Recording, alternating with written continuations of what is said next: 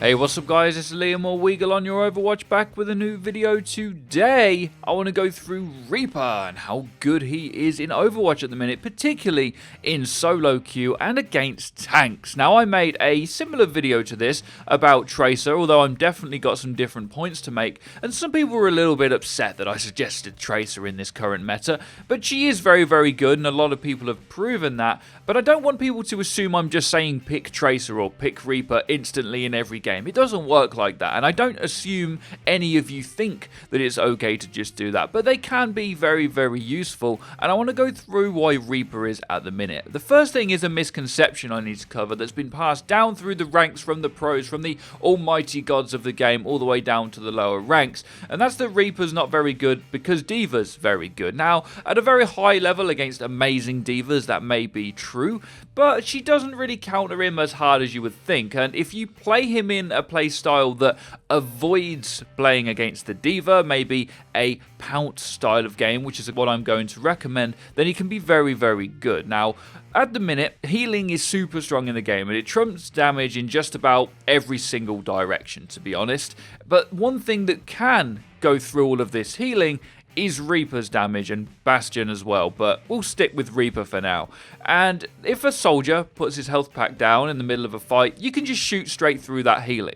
If a Roadhog's being healed or a Reinhardt's being healed by the Ana, you can out DPS that healing as Reaper. Or if a Roadhog's been trying to get picks and then he backs off because he's weak, he decides to heal himself, you can also shoot through that as Reaper. So instantly his damage is of course a very, very good reason that he can be good. But the playstyle you have to implement is a little bit unorthodox, and you have to be careful that you're not just leaving your team off in their own fight dying all the time. It requires a certain playstyle to avoid the D.Va and pounce as your team initiate from a different angle, which again can be very good coupled with the Tracer combination if you're good at playing the two heroes. You can't just put them on and win, it's not that simple.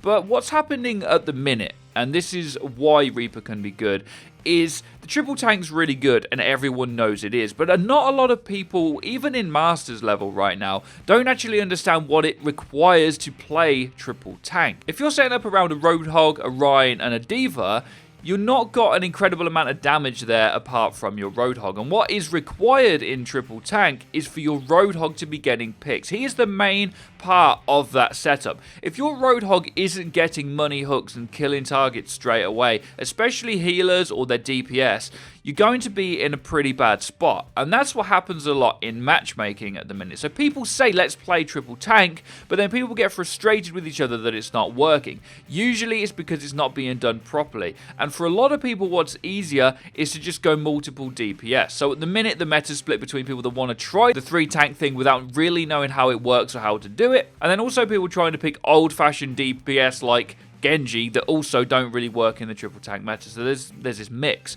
But Reaper is very good at bursting through all of this damage, especially if there's a soldier that's trying to kill your team from a high ground or from the back of his team. If you flank around a soldier as your team initiates, you can just take out that guy straight away. You can take the soldier out, you can shoot through his healing. Because even as D.Va, you can dive a soldier, and it can take a very long time to kill him, and a lot of the time the soldier can win that fight. But if you Reaper 1v1 him at close range, it's almost dead certain you're going to win that fight with them dual shotguns because they simply do so much damage. Now, Reaper's good for other reasons than just going through this healing, and that is also he is good at killing Ana, one of the few heroes that can actually fight her because he can Wraith form. He can do a lot of damage to her, force out her nade, Wraith when he needs to, get to a health pack, and just do more damage to the Ana and burst through her own healing on herself as well, which is another thing that he's very, very good at.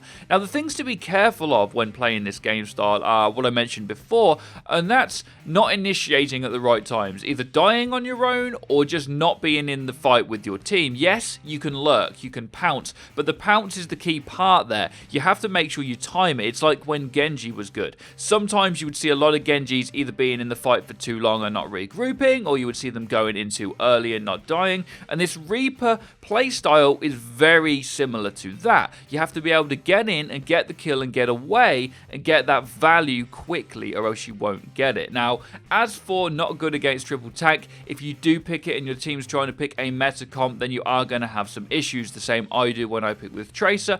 People just simply aren't going to agree with you that it is a good pick. The only way to convince them is to simply do the lurk and kill playstyle that's very, very good. Now, since Ana's so good, if you're playing good on Reaper, then you will be able to get some money Nano Reaper combos with his ultimate and wipe the enemy team out as well.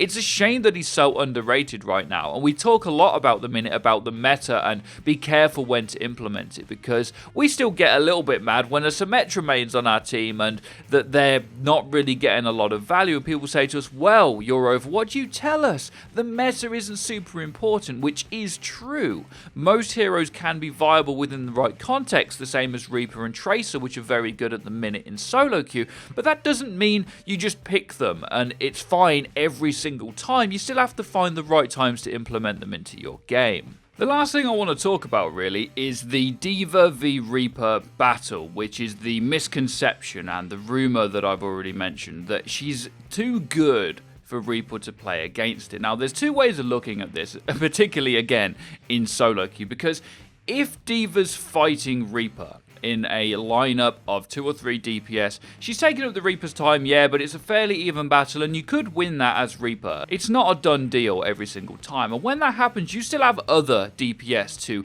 chew things up and to do damage while the D.Va's preoccupied with the Reaper.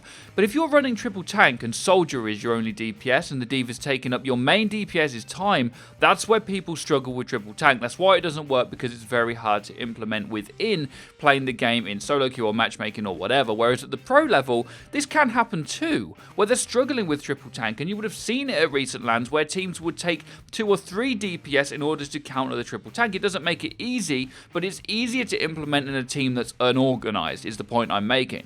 Playing triple tank is actually harder than people think, and organizing that in solo queue is very difficult. In terms of the Reaper v D.Va battle, yes, pro level, D.Va's great, but you can definitely kill D.Va as Reaper, and the playstyle I'm recommending to you guys anyway isn't about that. This playstyle is about hiding a little bit, a slow kind of playstyle. As your team are initiating, you pounce either a damage dealer to take them out of the fight, or you pounce the Roadhog even if you like, because you can go through the healing, or you can pounce Ana even, because as I've mentioned, he's also good against killing Ana. So Reaper's good right now, guys, and don't let people say you should never use him. If things aren't dying, sometimes people say we need more damage. Usually it's because the focus fire is bad.